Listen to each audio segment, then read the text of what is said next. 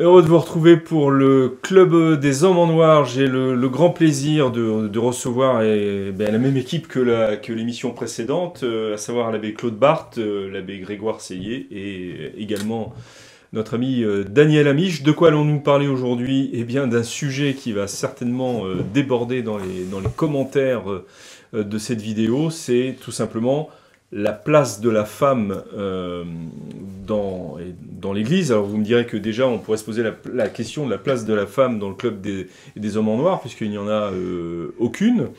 Par définition, c'est un club d'hommes. Voilà, c'est un club d'hommes par définition, donc ces dames, pour lesquelles nous avons le plus grand des respects, n'y sont pas conviées, mais elles peuvent toujours évidemment réagir aux propos qui vont être donnés au cours de cette émission. On parle beaucoup aujourd'hui des femmes dans l'Église. Je crois que d'ailleurs le pape François entend étendre quelque peu leur place et leur responsabilité, ou du moins acter ce qui est déjà acté dans les textes, ce qui est déjà vrai dans les situations concrètes. Alors, la question est assez simple et très globale en fait, et vous l'aborderez à votre manière. Est-ce que l'Église, comme on l'a souvent accusé, est en fait misogyne? Est-ce qu'elle n'aime pas les femmes?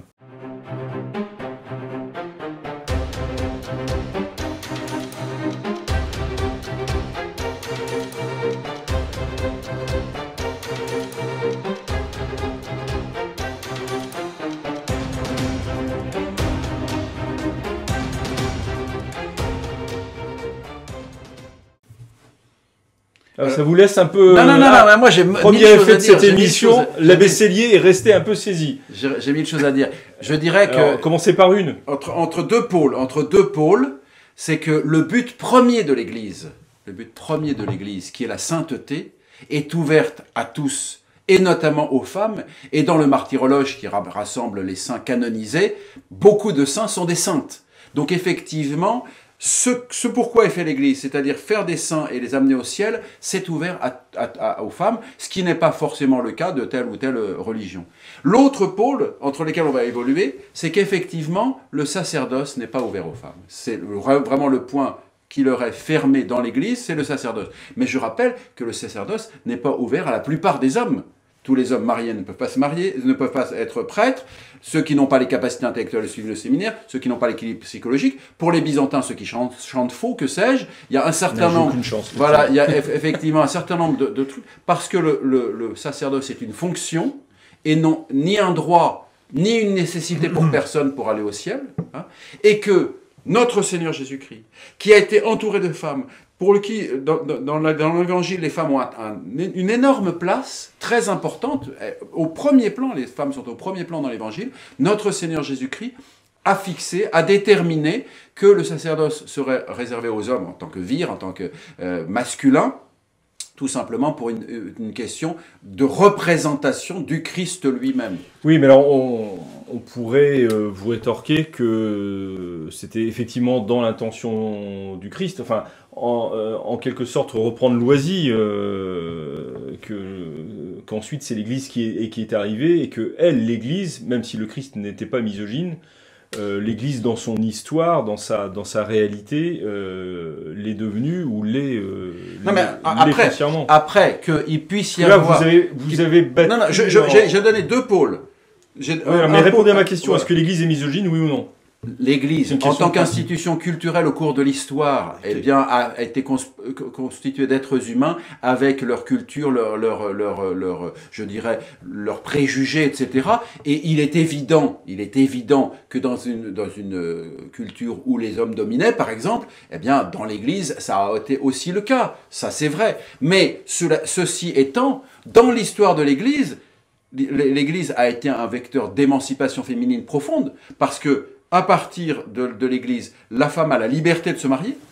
Beaucoup de martyrs sont martyrs parce qu'elles ont refusé un mariage pour rester consacrées à Dieu. La liberté de se consacrer à Dieu et aussi la liberté d'avoir, par exemple, des congrégations religieuses dirigées par des femmes qui sont des multinationales énormes. Les sœurs de Saint Vincent de Paul, les franciscaines missionnaires de Marie, la supérieure dirige des milliers de religieuses à travers le monde et des centaines d'établissements. Et ça, c'est une réalité objective. Mais après qu'il y ait eu, au cours de l'histoire, une certaine forme de misogynie qui était inscrite dans la société et dans la réalité, ça c'est tout à fait possible. Ça n'a rien d'étonnant, de même que, je dirais, il y a eu je dirais un certain nombre de limitations au point de vue humain, etc., qui ont existé, c'est normal. Monsieur Labébard, vous n'avez pas l'air tout à fait d'accord sur le caractère misogyne possible et culturel, en fait, résultat d'une culture. Non, je suis d'accord avec l'abbé Sellier sur ces deux pôles.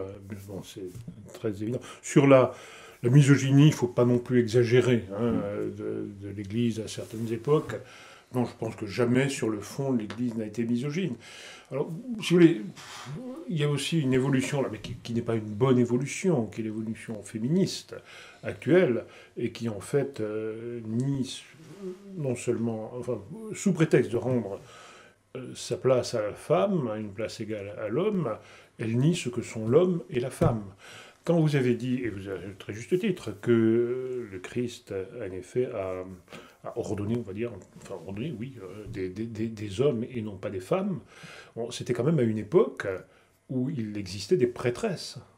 Donc c'est pas un fait de civilisation, c'est comme ça qu'il l'a voulu. Oui, c'est un choix du Christ. Oui, c'est un choix du Christ. Le Christ, lui, enfin l'incarnation elle-même, c'est faite dans un homme, vire.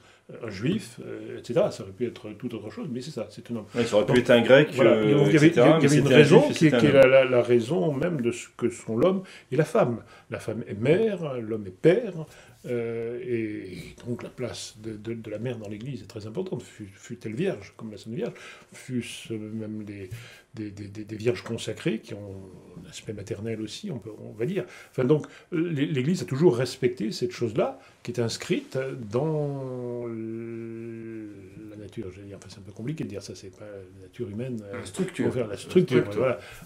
Et qui était avec des caractères différents, avec des psychologies différentes, etc. Et en effet, la place des femmes a toujours été très importante. Une place officielle, dont celle des ordres religieux, des abbesses, qui, dans certains cas, avaient un véritable pouvoir de juridiction, y compris sur c'est le cas de Fontevraud, en Espagne, je ne sais quelle abbaye de Burgos, pour quel contre-exemple. Et puis Sainte Brigitte, me semble-t-il, a fondé un ordre où c'était les femmes qui dirigeaient les hommes. Là, bon, reste un abus, ça peut être... Ça reste des cas très particuliers dans l'histoire de l'Église. Puisqu'on parle je veux dire que... Je voulais dire que la misogynie n'a pas été quand même une constante, loin de là. Et encore faut-il dire... On parle aujourd'hui de misogynie parce qu'on est dans un excès totalement inverse.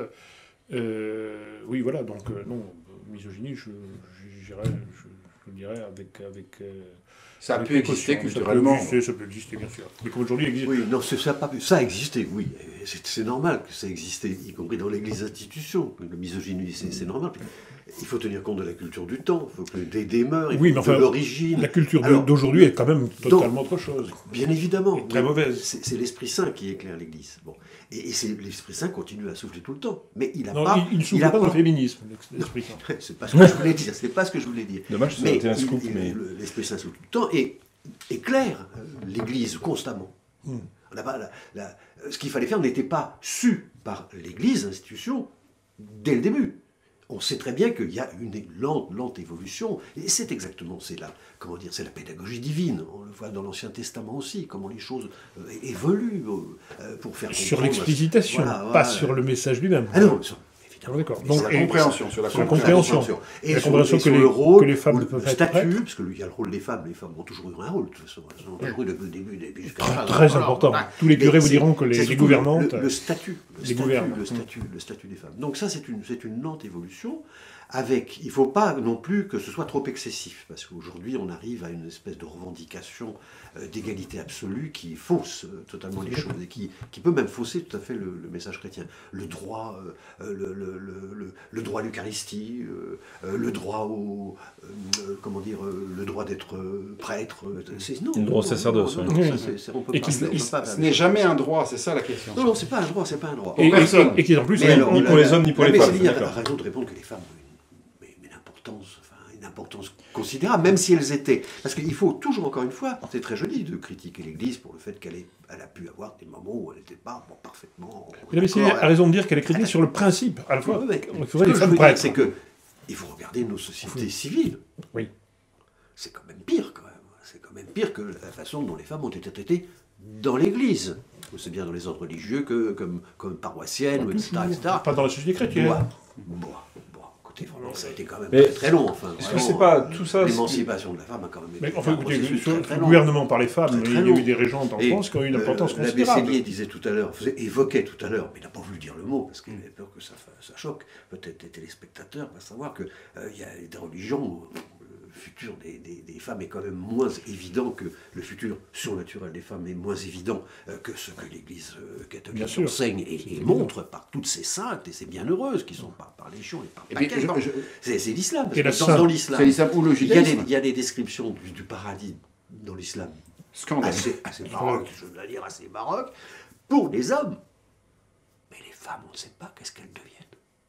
Il n'y a pas un mot dans le Coran sur ce que deviennent les femmes musulmanes. L'abbé Sélier voulait intervenir, puis après j'ai quand même une... Je veux dire, effectivement, je n'ai pas évoqué ça, mais dans l'islam et dans le judaïsme, les femmes ne sont aucunement tenues, même ne sont peut-être pas les bienvenues pour venir prier, tandis que dans l'Église, et les femmes et les hommes sont obligés d'aller à la messe le dimanche. Et il n'y a aucune discrimination pour venir louer Dieu et recevoir sa grâce. Les femmes et les hommes, ils sont invités et même obligés de façon égale. Dans ces religions, par exemple l'islam ou le judaïsme, ça n'est pas le cas. Hein. Donc la femme, encore une fois, pour la sainteté, est absolument l'égale des hommes. Mais en revanche, il n'y a pas d'égalité en ce qui concerne le sacerdoce, parce que le sacerdoce n'est un droit pour personne. Le sacerdoce est un choix de l'Église d'un certain nombre de membres pour remplir une certaine fonction sacrée très importante, hein, en fonction de critères objectifs, hein, y compris d'ailleurs du nombre, parce que dans le diocèse de l'Aube, au début du XXe siècle, l'évêque avait dit un seul séminariste par famille, parce que j'ai trop de prêtres. Hein, et donc, il n'y a pas de vocation si j'en ai trop, les autres, il n'y a pas de vocation pour eux. Parce que la vocation, c'est l'appel de l'Église pour les besoins objectifs. Et donc, effectivement, dans la structuration, le Christ, qui, encore une fois, est impliqué avec des femmes constamment, je pourrais faire la petite liste tout à l'heure, si vous voulez, eh bien, au moment où il fait la Sainte Seine, alors que les saintes femmes sont partout dans le reste, au moment où il fait la Sainte Seine, il y a seulement les 12 apôtres, et c'est eux qui leur donnent prêtre.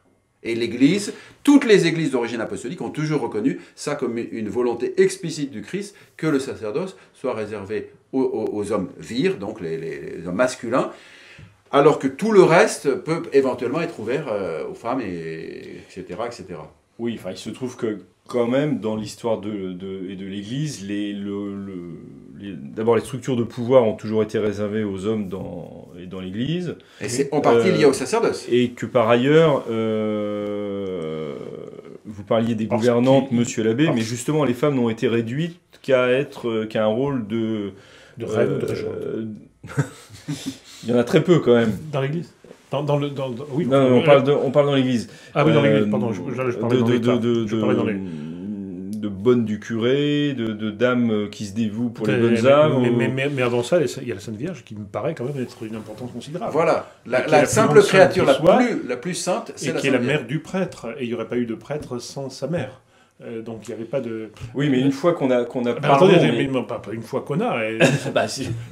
Non, allez-y. Une importance considérable dans l'ecclésiologie même. La Sainte Vierge, par son rôle précisément maternel du Christ et sa sainteté. Et je pense que c'est sur ce modèle qu'il faut considérer les femmes dans l'Église. Donc comme quelque chose de très important, mais qui est autre chose que les hommes. Parce que l'homme... Vous parlez du pouvoir exercé par... Excusez-moi, je vais paraître totalement antiféministe, mais il est plus normal, en effet, que ce soit les hommes qui aient le pouvoir. De même qu'il est plus normal que le père de famille soit un homme, plutôt qu'une femme. Un père de famille, oui, ça c'est sûr. Oui, mais qu'est-ce que la société globale, sinon une famille à l'état parfait donc c'est pareil. Alors bien sûr, dans certains cas, là c'est un peu différent. Dans certains cas, une femme... exceptionnellement, de la même manière que exceptionnellement un ecclésiastique peut pouvoir prendre les rênes de l'État, tout ça d'accord, Mais dans l'Église, ça ne va pas être possible. Sauf en effet des approches comme des abbesses, des choses comme ça. Ouais, mais rappelons par rapport aux structures de pouvoir dans l'Église que la structure de pouvoir dans l'Église, elle est sacerdotale. Elle n'est même pas religieuse, parce que les religieux qui ont une importance et un poids énorme, considérable, c'est articulé autour du sacerdoce. Vous avez raison. Oui, surtout du sacerdoce. Et donc c'est absolument logique. Mais encore une fois, même à Saint Pie V, il n'est pas élu en tant que dominicain religieux, il est élu en tant qu'évêque, etc. D'accord ? Donc, la structure du pouvoir, elle est liée au sacerdoce. Étant liée au sacerdoce, elle est donc liée à la masculinité. Voilà, c'est tout. Oui, mais on pourrait aussi dire que dans l'État, dont le prince est le représentant du Christ qui est prêtre, j'entends bien que le prince n'est pas prêtre, mais tout de même, il y a quand même... Oui, on peut considérer un caractère un peu quasi sacerdotal, approchant du sacerdotal pour le prince, dans le prince légitime bien sûr, et de même que le père de famille, un aspect de médiation, donc quelque chose on pourrait sacerdotaliser la conception du pouvoir, y compris du pouvoir civil, du pouvoir familial.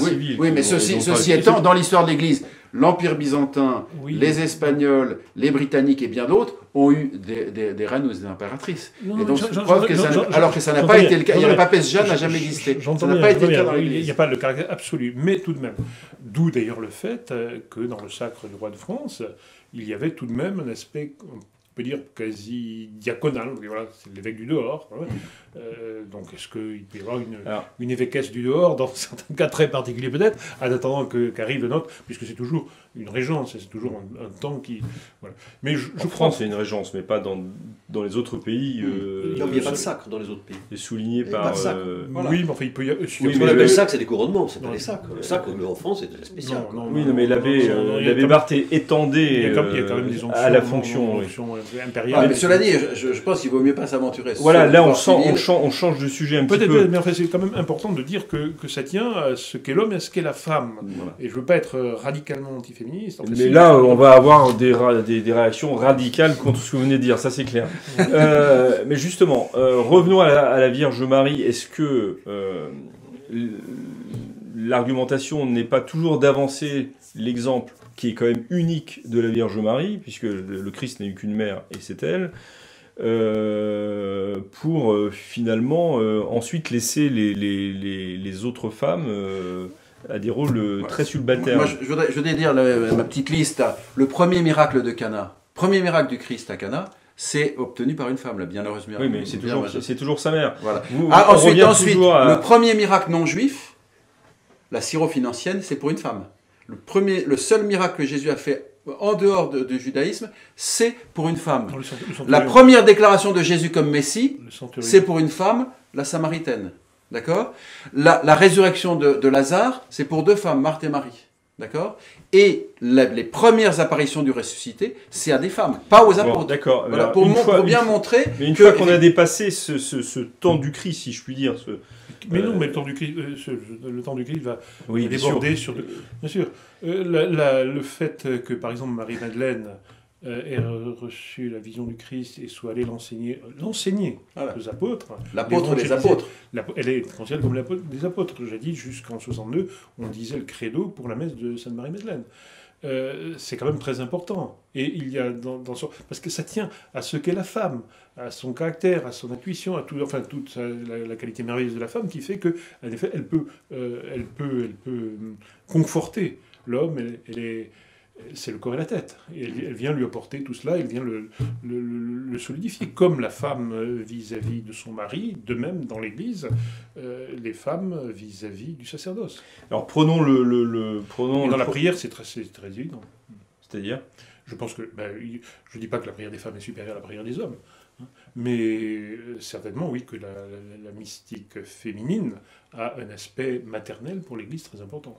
Et rappelons quand même que quelqu'un comme Sainte Thérèse d'Avila est considérée comme une grande docteure du mysticisme fondamentale, n'est-ce pas ? Et c'est une femme, et dans un siècle où on rétablissait plutôt la hiérarchie, voilà. Et Sainte Thérèse d'Avila a été estimée et a même presque diriger des grands saints. Alors, Et prenons... Madame Guyon, donc on peut discuter, d'accord, je ne vais pas faire sa défense ici, mais Madame Guyon. Oui, considérait son rôle comme maternel. Quant à Sainte Thérèse d'Avila, vous avez hésité sur le titre de docteur, et en effet, on peut hésiter. Ça a été donné récemment, mais c'est pour voilà, ça. Elle est docteur, en effet, de mystique. Docteur à titre véritablement, peut-on faire des femmes docteurs de l'Église? Alors là, on va contre Saint Paul, Taceante, Moulière et Sine Ecclesia, que les femmes se taisent dans l'Église. C'est-à-dire qu'elles ne sont pas faites pour enseigner comme telles.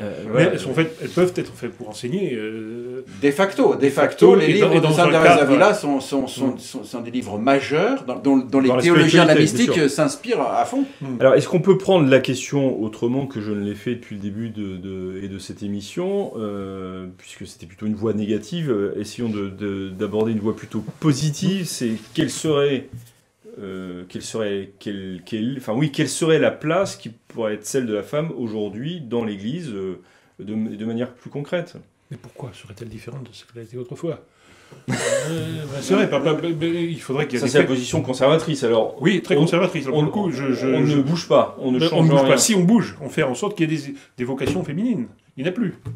Des vocations religieuses. Religieuses féminines. Regardez, c'est une des grandes caractéristiques de ce qui a suivi Vatican II, c'est par exemple la disparition en France de tous les ordres féminins actifs. Voilà. Terminé. C'est une chose terrible dont on ne parle pas. On parle de la baisse du sacerdoce, de la baisse du nombre des prêtres, de la baisse des vocations, mais ça, c'est un phénomène colossal. Mais je dirais par exemple, effectivement, elles avaient un rôle très très important dans les paroisses, tous ces religieux, toutes ces congrégations qui s'occupaient des paroisses, qui s'occupaient des malades, qui s'occupaient...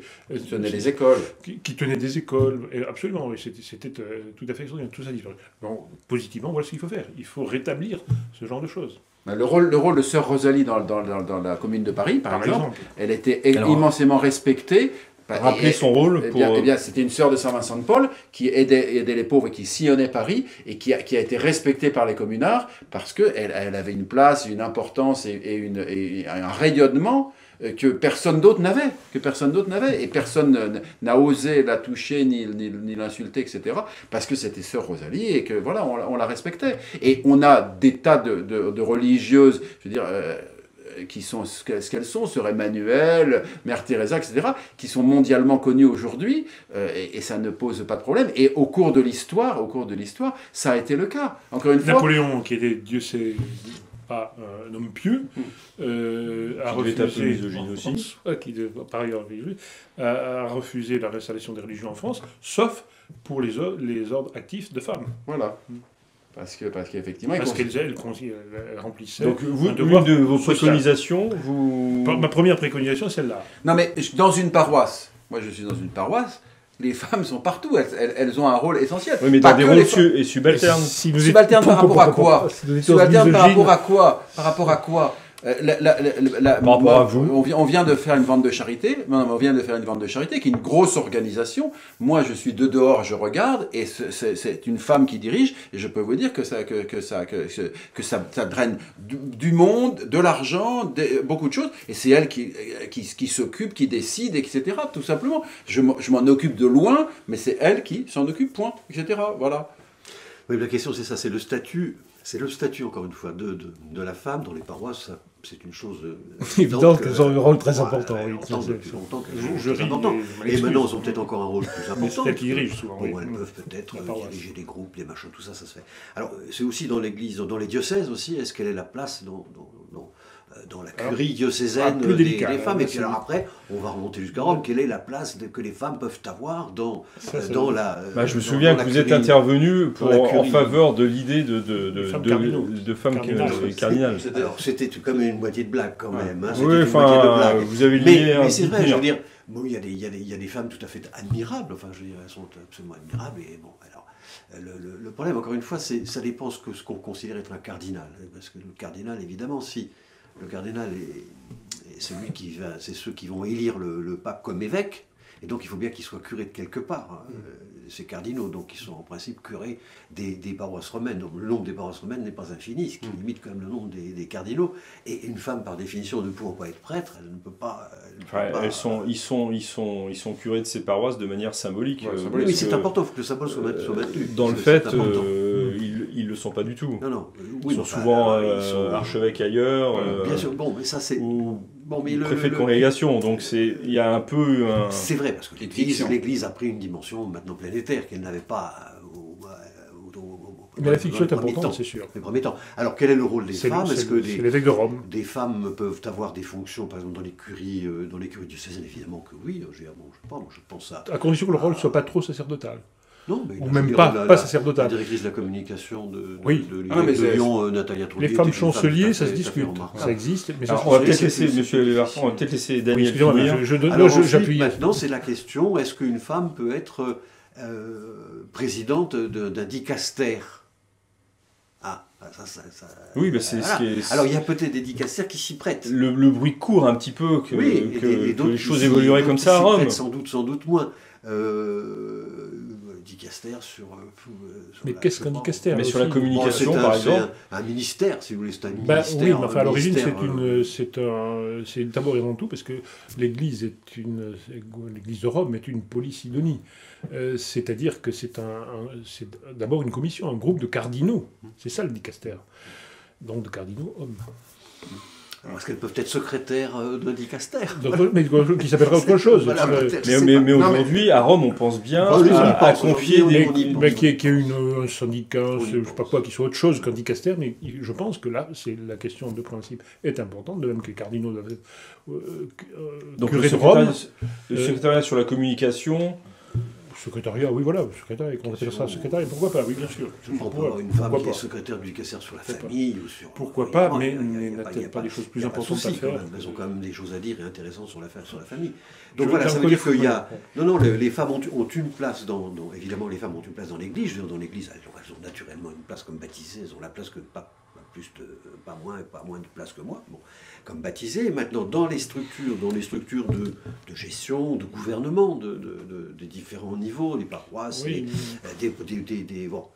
Il est tout à fait naturel qu'elles aient aussi des fonctions. Pas tout à fait naturel. Pourquoi pas? Oui, moi je suis très ouvert. Non, mais la question, c'est effectivement, dans l'Église, le pouvoir est lié au sacerdoce. Bon, ça, c'est un fait d'ecclésiologie. Et deuxièmement, on est effectivement en train de se dire qu'est-ce qu'elle pourrait faire. Mais je dirais, laissons les choses se faire de façon naturelle, etc. Parce que, encore une fois, les femmes ont tout... Il y a des revendications, quand même. Mais c'est justement la question de revendication. La question de revendication est pour moi, dans l'Église, est pour moi une approche qui n'est pas chrétienne. Je dirais, une revendication dans le travail professionnel à travail égal, salaire égal, ça me paraît une revendication tout à fait légitime. Mais dans l'Église, il n'y a pas de revendication parce qu'au sens propre, il n'y a pas de droit à des fonctions, puisque, encore une fois, les fonctions sont un choix de l'Église, pour un certain nombre de choses. Mais, encore une fois, la vie réelle de l'Église, c'est que les femmes ont un rôle absolument colossal, très important. Mais qui est considéré comme subalterne. Mais pas seulement la vie réelle de l'Église, la vie réelle de la société. Non, mais je parle de l'Église. Oui. Mais subalterne, ça ne veut pas dire grand-chose. Ça ne veut pas dire grand-chose, parce que, encore une fois... ça veut dire que vos dames qui organisent votre vote de charité, elles organisent tout, elles se tapent tout le travail difficile. Et c'est vous, pardon, je caricature évidemment, et c'est vous qui en tirez les bénéfices. Mais moi, j'en tire aucun bénéfice, parce que le bénéfice, il est celui de la paroisse. Il n'est pas à moi.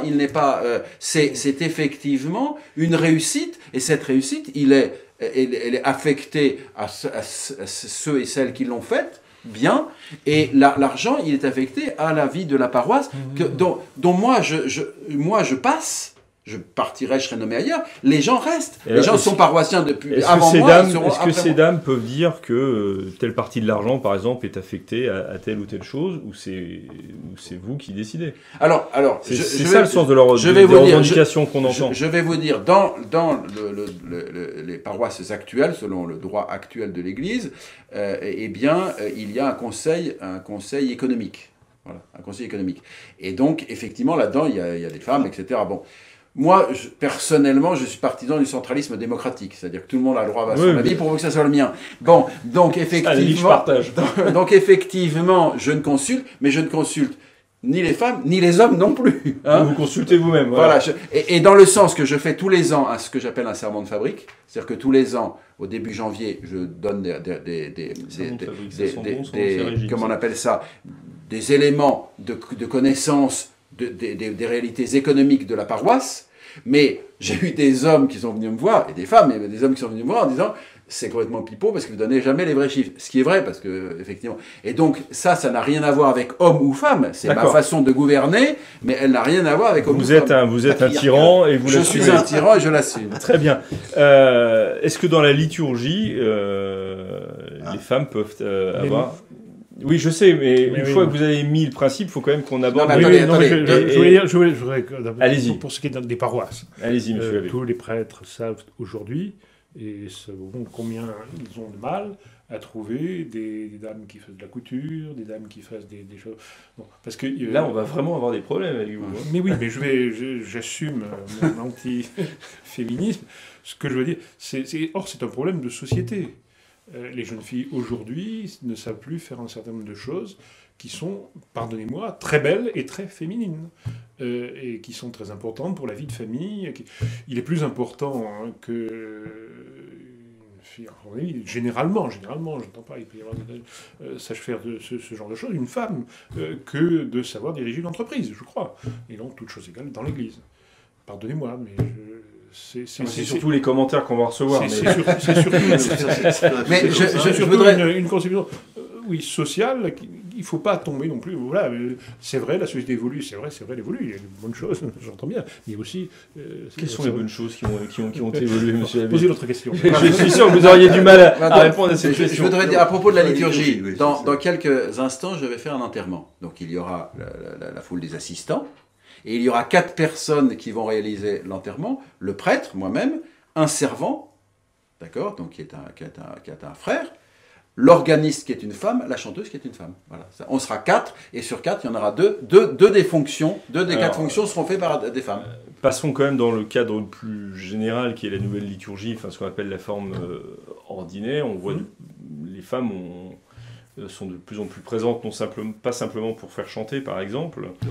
Là, c'est pour faire chanter, c'est pour chanter. Oui, c'est pour chanter, c'est pour ça, mais je rebondis quand même dessus. Dire la parole, être ministre extraordinaire de l'Eucharistie.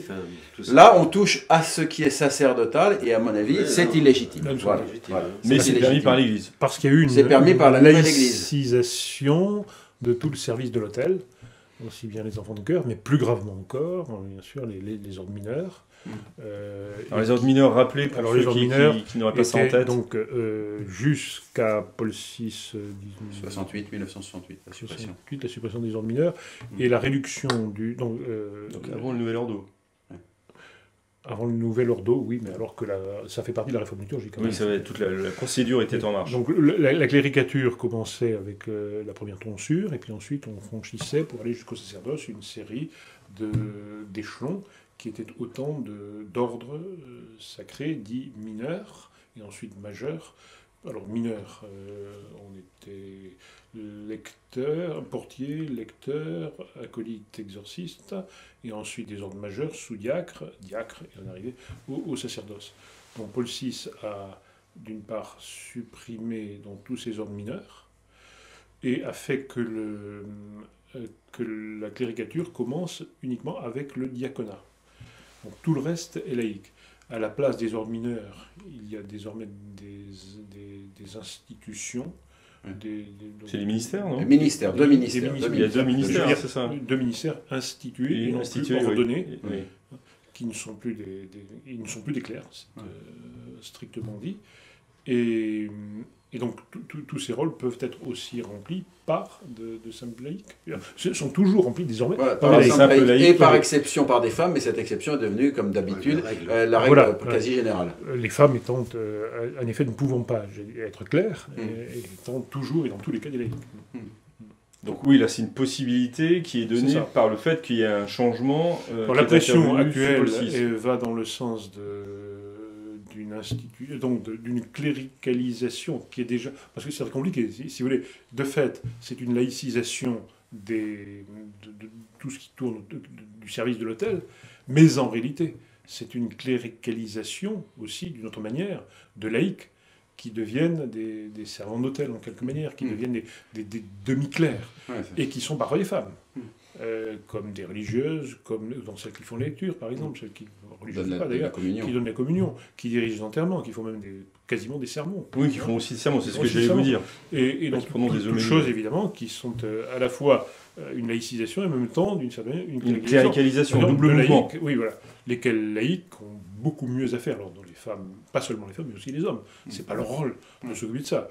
La cléricature est faite pour s'occuper des choses de l'Église, et eux ont à s'occuper des choses de la cité. C'est une forme de cléricalisation qui n'est pas dénoncée par... non, absolument, qui n'est pas dénoncée, c'est la cléricalisation... Non, qui est même encouragée, deux poids, deux mesures. D'où la pression pour des ordinations, par exemple, de diaconesses. Mais ce que vous disiez d'entrée tout à l'heure dans le débat était vraiment juste, c'est-à-dire que parce que là, nous parlons des femmes laïques, pas des femmes consacrées. Il y a des femmes consacrées. Bon. Et ce que vous disiez tout à l'heure est effrayant. Enfin, c'est le fait que beaucoup d'ordres de femmes consacrées ont totalement disparu du paysage. Sont en train de disparaître. Sont en train de disparaître. C'est valable en France, mais c'est valable dans absolument tous les pays. Aux États-Unis, c'est pareil. En Espagne, en Italie, c'est pareil. Bon. Alors, je ne sais pas ce qui se passe en Pologne, mais enfin, tout ça, c'est en train de disparaître. Et c'est malheureux, parce que il y avait un service rendu extraordinaire qui n'est plus rendu par personne. Y compris d'enseignement, là, pour le coup. Bien sûr, mais d'enseignement, de soins... Et d'enseignement féminin, on va dire, qui est une autre chose que l'enseignement masculin. C'était tout à fait...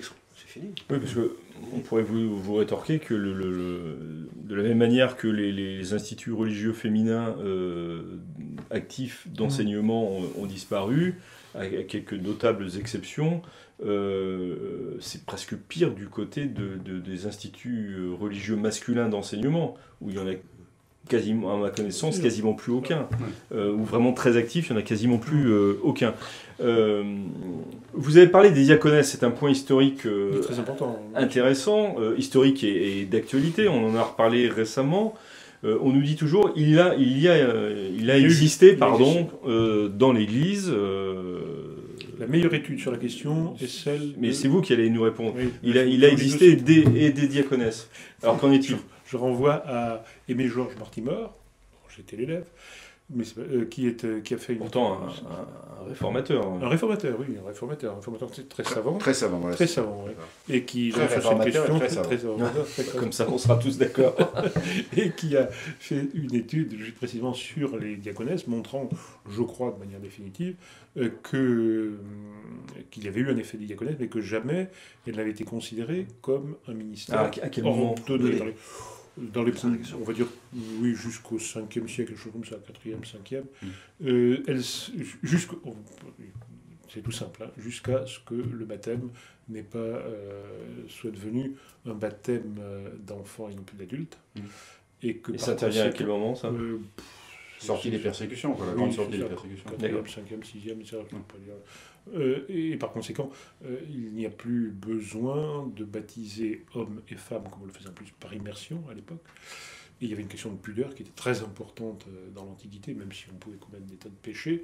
Et au Moyen-Âge, et dans l'Antiquité, il y avait une question de pudeur qui était terrible. Et par conséquent, on ne pouvait pas, quand on s'était nudé complètement pour rentrer dans le baptistère, c'était pas l'affaire de l'évêque et des diacres, mais c'est l'affaire des diaconesses. Donc les diaconesses s'occupaient d'administrer le baptême ? D'administrer le baptême pour les femmes. Ah oui. Qui se faisait par immersion, d'où cette nécessité de pudeur. Oui, parce que l'évêque intervenait, administrer ou réguler, mais en tout cas, intervenir. Quelle est la distinction que vous faites entre les deux termes ? Administrer, c'est qu'effectivement, ça serait les femmes qui auraient versé l'eau, on va dire, ou prononcer les paroles, et réguler, c'est qu'elles sont là, peut-être à entourer la femme, et que l'évêque prononce les paroles. Par respect de la pudeur. Les choses se discutent, non, c'est ça. C'est le seul rôle qu'elles aient eu. Non, le service des pauvres, énorme service des pauvres. Diaconesse, diacre, c'est encore une fois le service de la charité. Énorme service des pauvres, dont parle saint Paul, hein, quand il dit si elle a lavé les pieds des pauvres, etc., par rapport à la veuve qui pourra devenir religieuse, c'est bien ce rôle, effectivement, de servir les pauvres et tout ça, d'être au cœur d'une démarche de charité, qui est quand même une démarche d'église par essence. C'est ça. Mais si donc, c'est important de montrer que ça a disparu, sans doute pour cette raison. Enfin, mais ça disparaît par voie autoritaire ou par extinction lente il est impossible de savoir. Ben justement, ça a disparu dans le sans qu'il y ait un acte qui les interdise, parce que ça n'avait plus de sens ni d'utilité. Oui, mais les pauvres, comme a dit le Christ... Non, mais elles ont été remplacées par les religieuses. Les consacrées. L'utilité dans la vie liturgique montre bien que voilà, il y a une distinction entre l'homme et la femme, et que le rôle de la femme est particulier, c'est tout, le rôle de l'homme aussi. On en revient quand même à l'aspect social. Excusez-moi, mais... Ce débat sur les diaconesses, c'est un débat vraiment qui a l'air un peu stérile, mais qui en même temps a du sens. Parce qu'effectivement, admettre qu'il y ait eu des diaconesses dans la première église veut dire qu'elles ont été ordonnées. Parce que non, justement, c'est ce que dit... Non, mais attendez, laissez-le finir. C'est ce que disent les partisans aujourd'hui de la réinsertion du diaconat féminin dans l'église. Et ce diaconat féminin serait en quelque sorte le tabouret ou le marchepied pour aller à la prêtrise. Bon, on sent très bien. Je ne comprends pas que ce débat soit tellement... présent dans l'Église. Il y a tellement d'autres sujets que ça, que c'est un débat qui est fini, c'est un débat qui est entendu une bonne fois pour toutes, et puis c'est réglé, on n'en parle plus. Mais on voit que l'adversaire, enfin je ne mets pas le lobby plutôt que l'adversaire, remet toujours ses fers au feu. C'est quelque chose mais donc ces diaconés... C'est l'état actuel de l'Église qui fait qu'elle est très sensible à la pression du monde, parce qu'elle s'est ouverte au monde. Elle s'est ouverte au monde, maintenant. Et le monde est rentré. Oui, c'est pas gêné. Non, mais il y a un élément que vous avez dit en passant, sur lequel il mérite on peut s'attarder 2 secondes, c'est que ces diaconesses n'étaient pas ordonnées. Il n'y a pas d'ordination. Bien sûr, c'est discuté. Il y a des gens qui le discutent. Paganini dit... Mais c'est clair, encore une fois. Mais disons qu'il est, certain que... Le sacerdoce étant masculin, la participation au sacerdoce n'est pas ouverte aux femmes, façon de diaconesse, mais une bénédiction, une institution, etc. Oui, il y a l'institution des vierges consacrées, il y a des abbesses, etc., tout ce que vous voulez. Mais ça, moi, je ne veux rien. Mais par rapport effectivement à une institution, à une charge, une fonction, etc., mais pas par rapport au sacerdoce qui, lui, est réservé à l'homme masculin, par institution du Christ. Et qui, à la limite, pouvait être considéré comme déjà, non pas un abus, mais enfin, c'était pas la peine de continuer, parce que ça n'allait pas dans le bon sens. Merci, messieurs. Alors, vive les femmes, pour qu'il n'y ait pas d'ambiguïté. Oui, pour qu'il n'y ait pas d'ambiguïté. Merci, Daniel Amiche, pour ce mot de la fin. Merci beaucoup pour vos éclairages sur cette question. Nous ferons part, évidemment, des diverses réactions qui ne manqueront pas de se manifester très certainement, mais elles sont les bienvenues. Merci donc encore une fois de votre présence et de votre apport. Nous nous retrouvons la semaine prochaine et en attendant, que Dieu vous garde.